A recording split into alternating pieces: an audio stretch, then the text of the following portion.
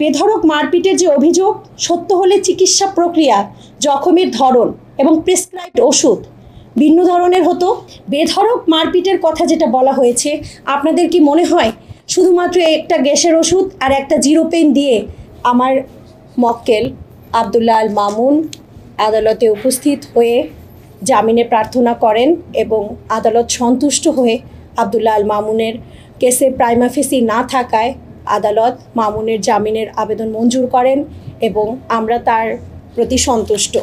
আমি একজন আইনজীবী হিসেবে এই মামলায় পর্যালোচনা করে যা দেখতে পাই, আমাদের যিনি বাদীনি আছেন মিস লায়লা, উনি যে মামলাটা করেছেন, মামলার যে অভিযোগ করেছেন, অভিযোগটি একেবারেই অতিরঞ্জিত ছিল। বাদী বলেছেন আসামি তার হাতে থাকা মোবাইল দ্বারা বাদীর মুখে, চোখে, মাথাসহ বিভিন্ন স্থানে শরীরের বিভিন্ন জায়গায় গুরুতর জখম করেন। কিন্তু এই মামলায় মেডিকেল সার্টিফিকেট যেটা দাখিল করা হয়েছে, সেখানে গুরুতর জখমের কোনো বর্ণনা পাওয়া যায়নি। মেডিকেল সার্টিফিকেটে যে ধরনের ফিজিক্যাল অ্যাসাল্টের কথা বলা হয়েছে, এটা দুজন মানুষের সামান্য হাতাহাতির মাধ্যমেই হতে পারে। চার্জশিটে যে ধরনের আঘাতের কথা বলা হয়েছে, তদন্তকারী কর্মকর্তা তার তদন্ত শেষে চার্জশিট দাখিল করেছেন। সেখানে উল্লেখ করেছেন আঘাতের ধরন সিম্পল ইন নেচার। আঘাতের ধরন সিম্পল ইন নেচার। আমার আসামি যদি বাদীকে মোবাইল কিংবা শক্ত কোনো ধারালো ধাতব পদার্থ দ্বারা মুখমণ্ডল কিংবা মাথাসহ বিভিন্ন জায়গায় আঘাত করতেন, তাহলে মেডিকেল সার্টিফিকেটটা হতো গ্রিভিয়াস ইন নেচার। কিন্তু এ ধরনের গুরুতর কোনো জখমের কথা আমাদের প্রাপ্ত মেডিকেল সার্টিফিকেটে উল্লেখ করা হয়নি। বাদীকে যদি হত্যার উদ্দেশ্যেই আমার আসামি আঘাত করত, তাহলে তার কমপক্ষে 1 সপ্তাহ হাসপাতালে ভর্তিয়াধীন থাকা উচিত ছিল। যেভাবে উনি আঘাতের যে বর্ণনা উনি দিয়েছেন, যদি সেটা সত্যি হতো, সাথে সাথে বাসায় ফিরে যেতে পারতেন না।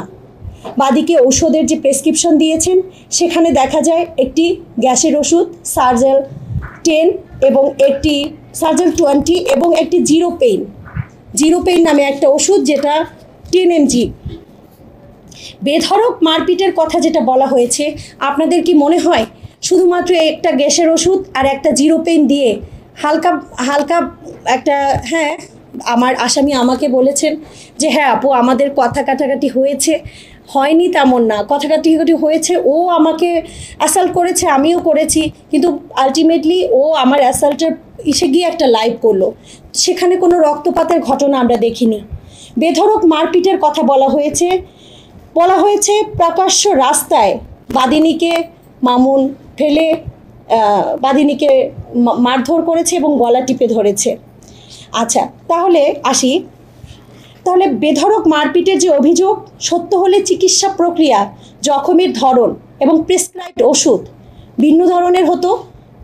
এতে সহজেই বোঝা যায় বাদিনী অতিরঞ্জিত করে মিথ্যা কল্পকাহিনী সাজিয়ে মামলার অভিযোগ দায়ের। তদন্তে যে অভিযোগ প্রাথমিকভাবে প্রমাণিত হয়েছে, তা পেনাল কোডের 323 ধারার অভিযোগ। ফৌজদারি বিচার ব্যবস্থায় পেনাল কোডের এই 323 ধারার অভিযোগটি একটি পেটি অফেন্স হিসেবে আমরা জানি। অথচ এই অভিযোগটিকে বিভিন্ন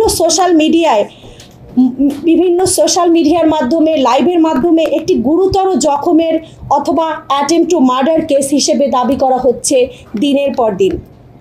বাদী অ্যাটেম্পট টু মার্ডার বা হত্যা চেষ্টা মামলার বানোয়াট অভিযোগ দাখিল করেছেন আমার আসামির বিরুদ্ধে।